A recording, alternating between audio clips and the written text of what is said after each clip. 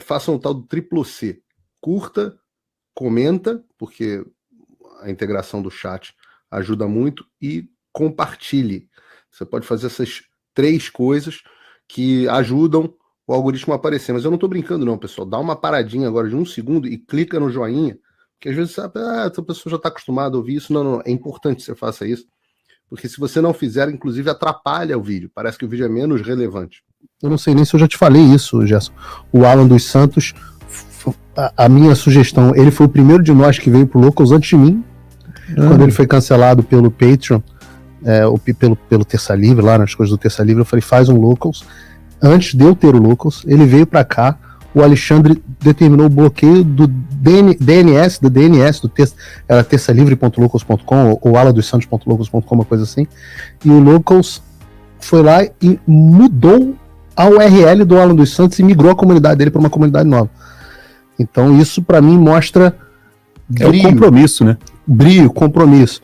Então é importante que nós não só fomentemos os criadores de conteúdo que nós gostamos, mas também a comunidade que dá suporte, que permite que a gente exista. O Alan fez aqui eu estou muito feliz pelo Alan, né? Hoje ele me mandou foto dele vendo os Trapalhões com o filho e tal, rindo pra caramba.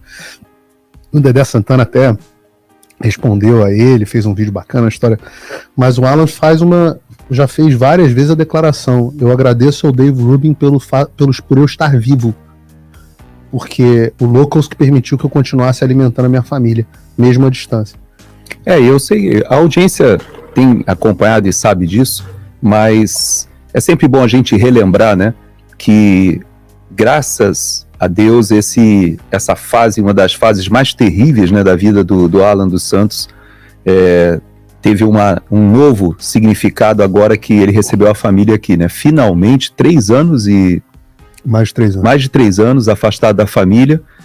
Talvez tenha sido uma das experiências mais emblemáticas, né, de todos esses jornalistas perseguidos, que eu obviamente te incluo, você, o Rodrigo Constantino. Não, mas o Alan sofreu acima, com certeza.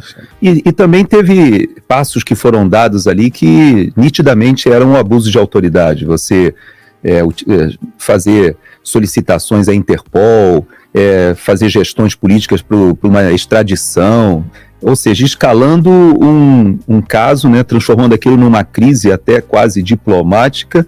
E quando a gente vai ao cerne, né, da questão, o que realmente estava em jogo naquela situação, era inacreditável, era uma perseguição política óbvia, né? Então, despeito, não entrando no mérito ali das acusações, mas a própria maneira, né, o modus operandi de que foi conduzido toda essa... fica tão clara, né, a perseguição política que é de se admirar, né, como eles tiveram coragem, né, disfarçatez de dar todos esses passos, né, naquele período. Porque nunca aconteceu nada com eles, né?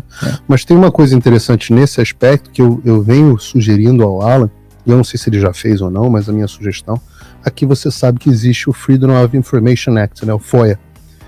Então, a minha sugestão ao Alan foi que pedisse um FOIA a respeito do processo de extradição dele. Porque neste FOIA constarão os pedidos não há sigilo a pedidos do Brasil. Então, neste FOIA constarão os pedidos e as negativas do Departamento de Justiça, porque essas são as informações que a gente tem, que o pedido já foi negado 3 vezes pelo Departamento de Justiça americano por falta de elementos.